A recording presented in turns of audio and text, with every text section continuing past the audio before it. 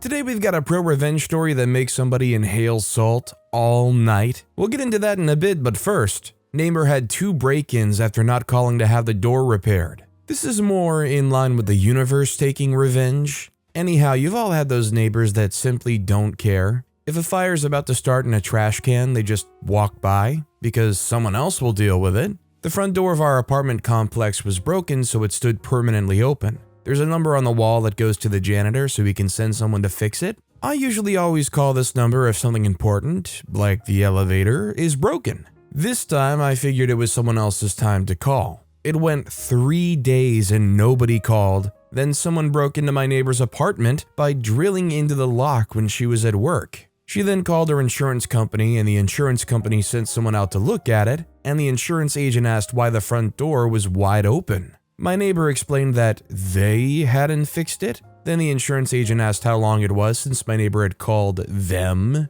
She explained that she had not called anyone, and the insurance agent asked how long it had been like that. She said 5 days, and then the insurance agent told her that she was irresponsible and wouldn't get any insurance money. She paid out of her own pocket for a new lock and then complained to me about it. 4 more days passed with the door being wide open. Then someone broke into her apartment one more time, this time by bending the door off the frame with some sort of machine. She called her insurance agent, and it was the same guy who noticed that the front door still wasn't fixed. He asked her why they weren't fixing it, and she said she didn't know. He then asked her if she had called the janitor, and she said no. He then asked if she wanted him to call, and she said yes. He then called the janitor in front of her and then just left. Her apartment was completely trashed. I don't know what's wrong with this person, but in this situation, you would think that they would finally call and say, "Fix the freaking door." But I guess some people are just overly complacent, I don't know.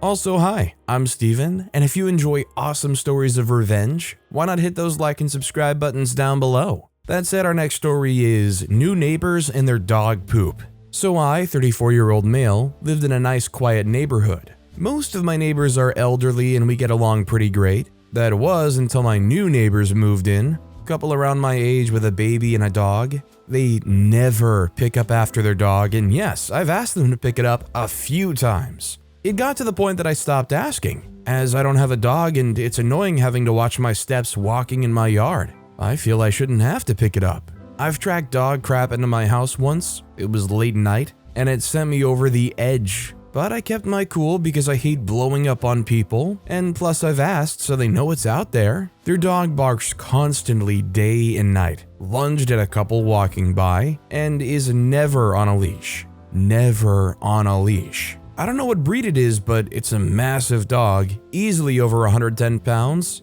It's a big dog. The police even came to their house telling them to leash the dog or animal control would be called. Our HOA states all dogs must be kept on a leash or in an invisible fence at all times when outside. I know this because I read the whole HOA book.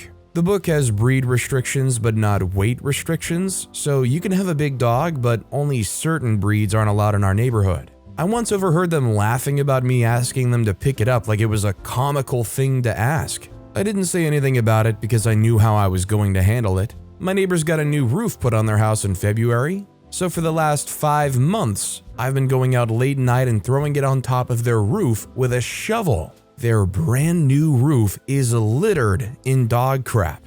Where we live, it rains a lot during the spring, so all that poop was just turning into liquid as the spring season went by, and now that it's July, it's just cooking up there. I've never smelt it, but I know it's been cooking. Today, July 9th, 2023, it's 98 degrees Fahrenheit, pretty hot but nice out, and it's finally happened. The wife, guessing they're married, is yelling at the husband that their whole upstairs smells like crap.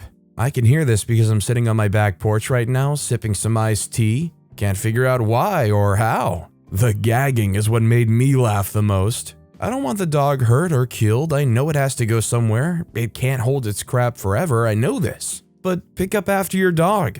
It's not my dog, I shouldn't have to clean up after it. You're welcome, neighbors. Signed, your petty neighbor. It's one thing if there's like a fenced-in yard or an invisible fence, and all of their droppings stay pretty much in the neighbor's yard. But when you're willingly allowing your dog to roam around and just go in other people's places, These people are horrendous, and I feel for that dog because literally at any moment they could have somebody showing up to address that, whether it's illegal or not. This next story is that'll teach them. Back in the 80s, my fam moved to a neighborhood on a dead-end road with a turnaround and power line access and riding trails at the end of it. In our small town, this road was well known as a meetup party spot for the underaged, myself included. To be honest, my 13-year-old self thought it was a great move. The only problem my dad had with this was how often he had to replace our mailbox. We lived closer to the end of the road than the beginning, and after a night of partying, some of these kids made mailbox takedown a weekend sport.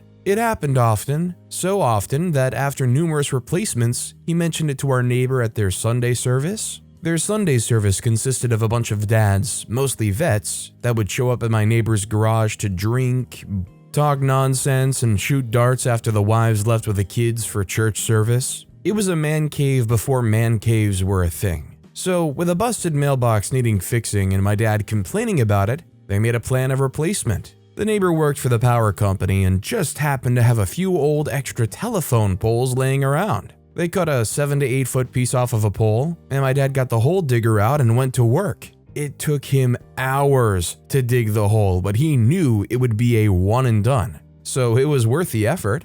Dad and neighbor installed the pole, placed the mailbox, and waited. It took a week. At the next Sunday service, they were all chuckling about my dad picking up car parts before attending service. Word got around school. Mailboxes remained untouched throughout our high school years. The parents long since moved, and that pole is still in place after 40 years. Side note, it was the 80s. Honestly, I'm impressed how dumb these kids are. The fact that they're playing mailbox takedown, and they're not doing it in the classic jock way of using like a baseball bat or something. They're doing it by running it over, like they're willingly damaging their vehicle, right? Like even if it was a flimsy or lightweight mailbox, that's still going to cause like scratches, dents, and stuff, right? I guess they must have been driving around in a beater to begin with. Our next story is eBay negative feedback. This happened years ago, around 2008, but I still think about it. I had a unique designer cell phone that was associated with some fashion label. The feature of the phone was a virtual display with haptic feedback. So you press each button and the phone makes internal vibrations to simulate pressing buttons. I bought it for my girlfriend and she used it a bit but eventually didn't like it that much, so put it on eBay. I sold it and bidding pushed it up above what I was hoping to get, shipped it off, and forgot about it. A couple of weeks later, I was fired from my job, so I wasn't paying close attention to emails, and the account I had tied to eBay was not my main personal email address. So apparently the buyer didn't like the phone, claimed it was defective, it wasn't, and because I didn't respond to his desire to return the defective phone within 3 days, he used the feature in eBay to complain about being scammed. I was happy to refund the amount once I'd had the phone and confirmed it was working. However, if it was okay, I wouldn't refund shipping costs. I get the phone, all is good, I perform the refund minus shipping.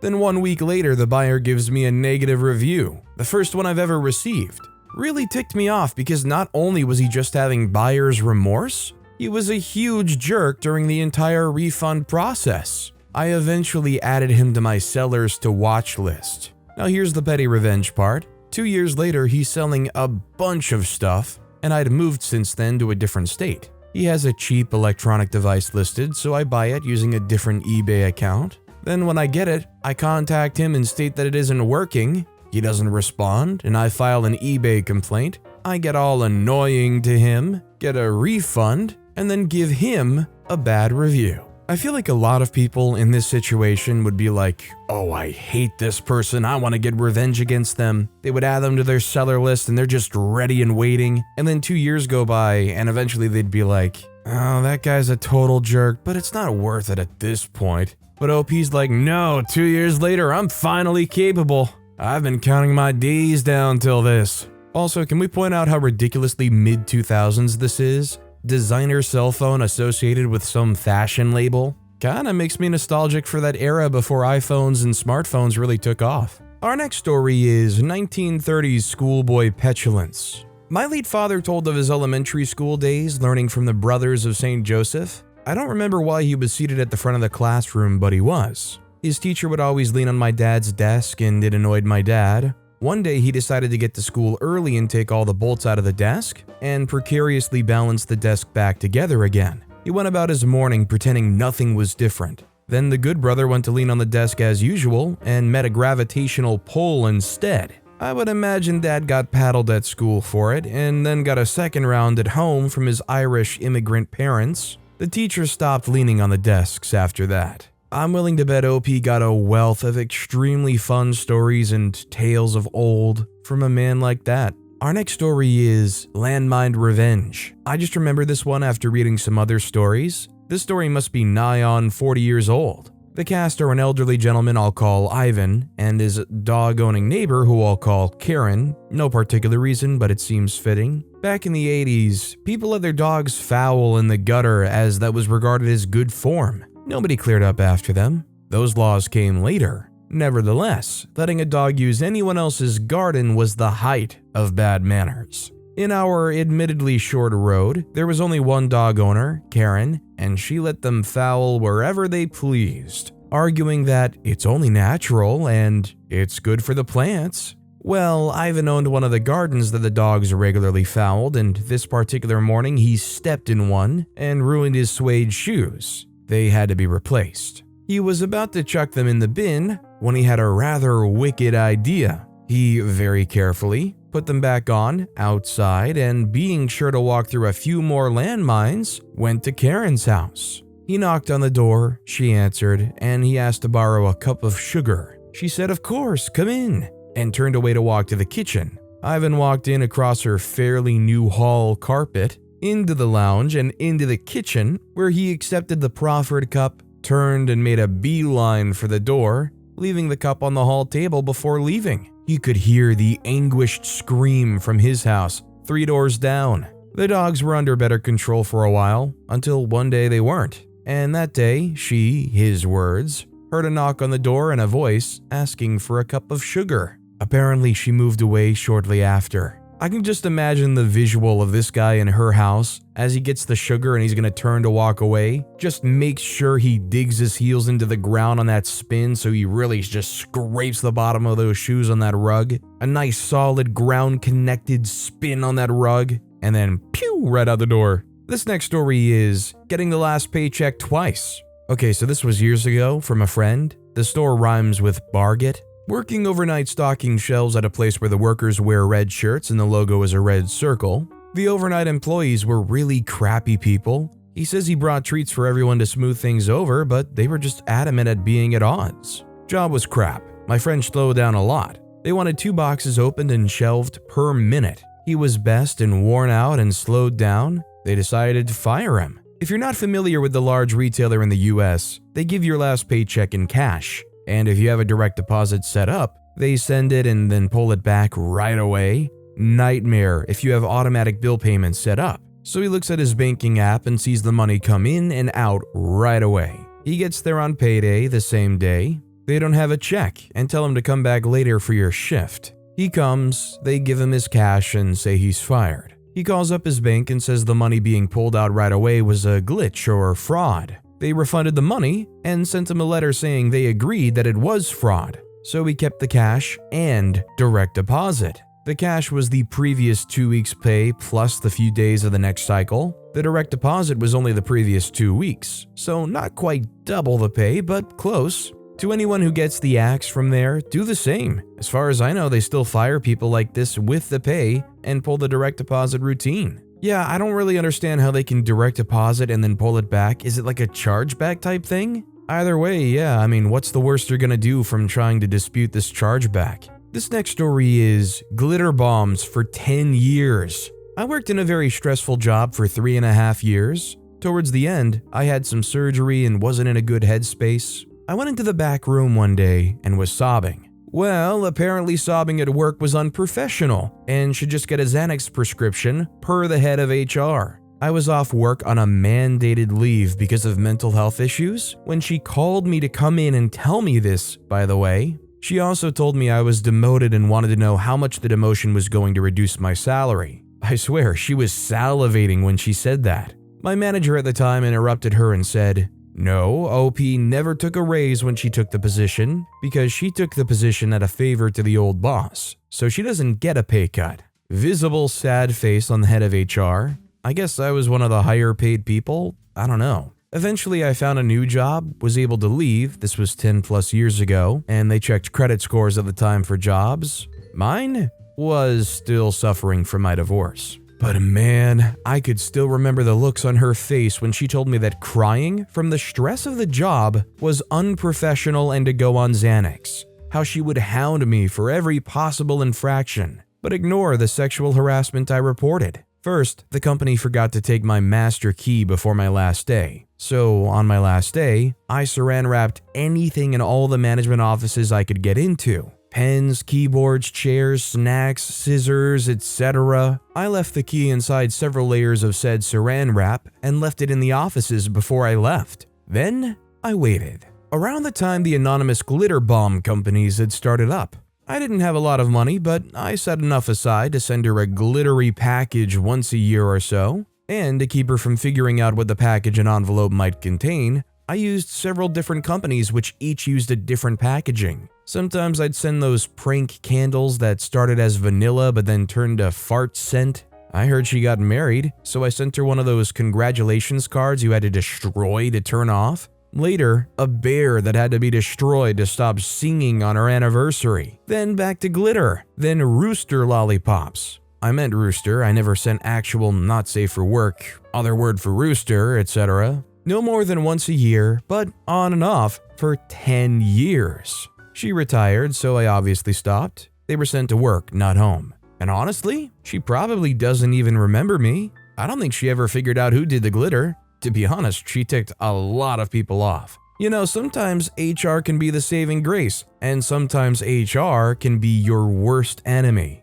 It depends on the HR person. Basically, if A, they actually do their job and care about the employees and not just the company, or B, they are hired or have the mindset of protect the company, save the bottom line, and if you're too much trouble, get the heck out of here kind of people. Our next story is, can't buy a homeless man a pizza? Fine by me. Back in the early 2000s, I worked at a well-known US pizza delivery chain store. For anyone who's ever worked in the US food service industry, you're probably familiar with what a failing dumpster fire of a restaurant looks like. On many nights, it was literally just me and one driver taking care of the whole restaurant. Breaks were out of the question, because the restaurant would be completely unattended. The recent franchise buyers were complete and total idiots who would show up unannounced to yell at me, and the overwhelming majority of our customers ordered once and then never again. We had pizza deliveries taking 90 plus minutes, people bringing them back to the store. It was a nightmare, and I got paid $8.50 an hour to run shifts. One night I was running a shift and it was particularly dead. Such nights were not uncommon, and they were basically the only reason I still worked there. Well, 11 p.m. rolls around as I'm kind of standing by the phones watching the clock tick down, and a clearly homeless man walks in. He introduces himself as Ricky and asks if we had any leftover pizzas that nobody picked up. I apologetically inform him that we didn't. He smiles and thanks me anyway, but then since I'm in such a good mood, I ask him what he wants. He says he likes the Meat Lover's pizza. Since he isn't a sociopath like some of our customers, I'm looking at you, Mr. Teriyaki Bacon and Sardines guy. I say I'll be happy to make him one. Ricky at this point is so thankful that he sits down in one of our chairs and starts bouncing up and down like a little kid. I put the order in and pay for it myself. It ends up being $12 or basically an hour and a half of work for me. Good deal in my mind. Ricky watches me and applauds my dough slapping and spinning skills. As the pizza comes out of the oven, in comes the area manager, the brother of the franchise owner. He begins shouting as usual and accuses me of stealing from the store. As he goes into his tirade, one of our few regulars, Henry, comes in. Henry hears of the tirade and looks very uncomfortable. I finally tell the area manager that I paid for the pizza out of my own pocket.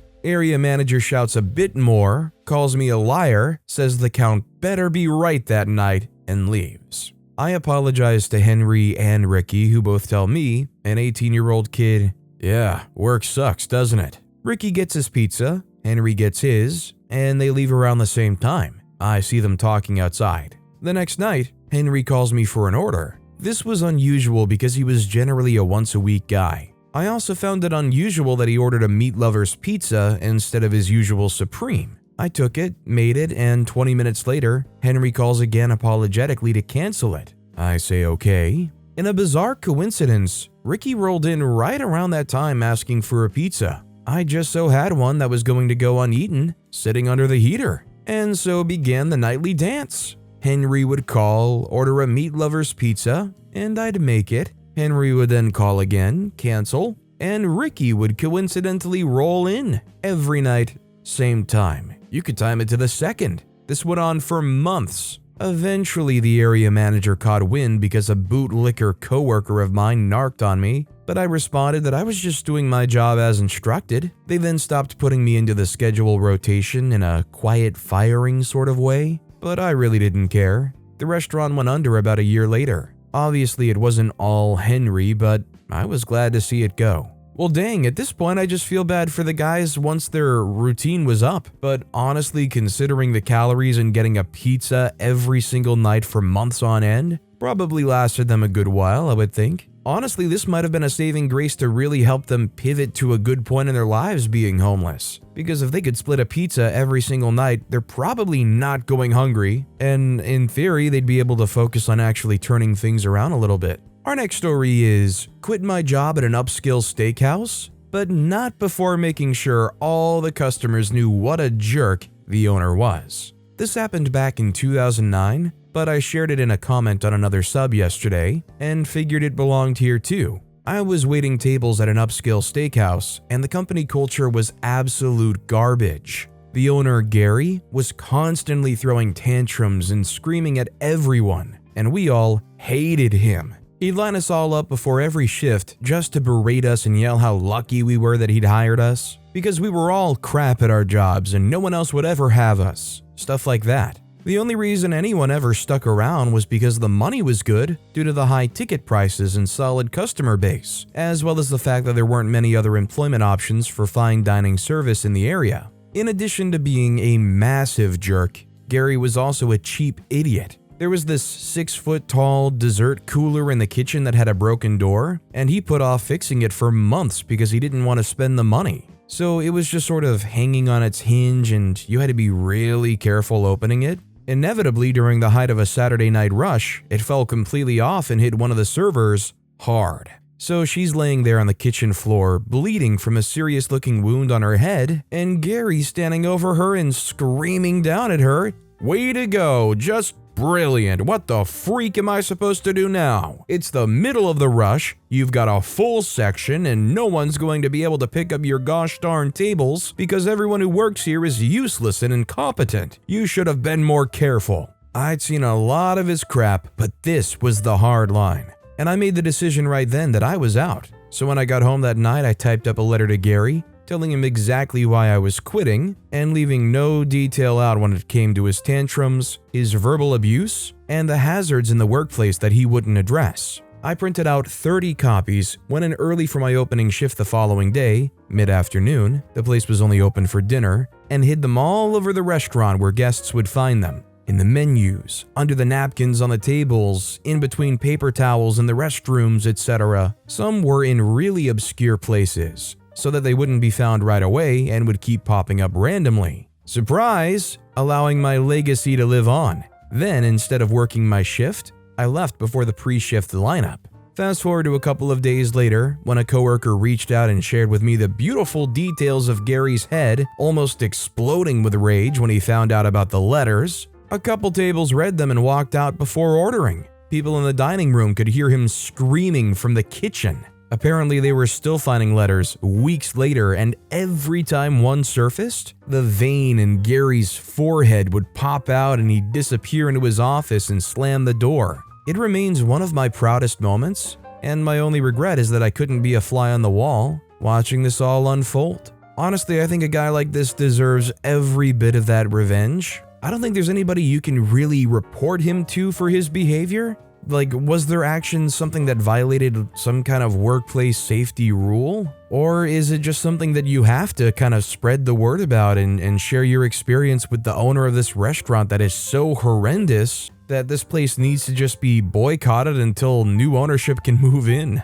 Our next story is enjoy snorting salt all night. This dude in my friend group is such a jerk and grabbed my butt while we were all hanging out. I pushed him away and he said, "Sorry, I'm so turned on." Yuck. It wasn't the first time something like this happened and I was pretty ticked off about it. While I was putting some stickers on a closet door, in that closet is also a small drug stash, he was whining if he could have some substances. The backs of the stickers looked somewhat similar to the material of a white powdery packet, so I folded up one in the most amateuristic way and gave it to him. He thought it was real, and when opening, found out it was empty. I did the exact same joke 3 times in 5 minutes, and he kept falling for it like an idiot. Then I took it one step further. I took one of the sticker wrappers, ground up some salt in it and wrote a K on it, for a certain substance that begins with K. I gave it to him quite a few times. All my other friends were in on it and were pretending to also snort it, and then he would be like, "Oh, can I have some more?" At some point, he even went to the bathroom to rinse his nose. "Oh, it burns." "Good K always burns," he said. I asked him a few times if he felt anything, and he was like, "Yeah, this K is really good." The dumb little weasel. I didn't tell him about it being fake at all. Might continue this prank another time as it was very funny to watch. This guy was basically torturing himself for a placebo high. And I mean, hey, if there was a person that deserved it, somebody who's going around assaulting others, probably pretty high up there on the list. Our next story is party all night, want to enjoy the sun, get eaten by bugs. About 10 years ago, I lived in a popular beach town in Sydney's eastern suburbs with a great view of the ocean and just a block to the beach. It was great but had poor soundproofing and didn't have a lot of privacy. The neighbors next door could see right into my kitchen and the house kitty corner to me. Their backyard looked directly into my living room. All good, you gotta accept some drawbacks for getting to live that close to the beach. Some Brazilians moved into the house kitty corner to me with a backyard that looked into my living room. Unfortunately, they liked to stay up and party until 4 a.m. almost every night. They would sing at the top of their lungs in addition to the music. I was fine with the weekend nights, but the weekday nights were killing me for work. I called the police, landlords, and nothing would be done. This went on for weeks. I noticed that after a long night of partying, they liked to come sit in the backyard to sunbathe and would be looking directly into my living room. Great, not only have they kept me up all night, but now I have to look at them all greased up about 15 feet from my window. But that got me thinking. The next evening, I waged war. I bought a couple extra bags of sugar and eggs. Now, if you know anything about Australia, it's that it has a lot of bugs. Lots of big bugs. Of course, this attracts spiders. Lots of big spiders. If you've never seen a huntsman, Google it. Dinner plate sized. Being subtropical, it's also teeming with cockroaches, like the big 3 to 4 inch freakers. While they were partying away, I dusted their backyard with 2 bags, 10 pounds of sugar, and launched 4 dozen eggs over the fence and onto their roof and yard. They heard nothing, and I went back to bed slightly uncomfortable thinking about the teeming mass of bugs that must be moving into their backyard and around their house to snack on the eggs and sugar. The next day I'm watching TV, and they drag their ratty lawn chairs out in the yard. I make a snack and settle down to watch the show. At first, it's a slap here and there, and then it's a loud shouts of alarm and screaming. Then they're running towards the house, dragging their clacking lawn chairs behind them, slapping at their bodies and hair. It only lasted a few minutes, but it was so satisfying. I settled down to watch a movie, finished my snack with a little happy smile on my face. They never returned to the yard, and my very cool landlord finally got in touch with their landlord, and they were evicted about a month later. So, knowing what I've heard about Australia, I think what OP did here was attempted murder. Obviously, I'm kidding, but I've heard time and time again about how Australia has like 500 million poisonous bugs that can kill you with one bite. Next thing you know, OP's gonna be inviting snakes into their yard as well because of all these eggs all over the place. Somehow the venomous plants that are in Australia are going to want a taste of that sugar and move in. But with that being said, that's all the time we have for today. Now, if you want to hear another awesome story of revenge, check out that video on the left. Or if you missed my latest video, check out that video on the right. That's it, I'll see you all next time with some more stories.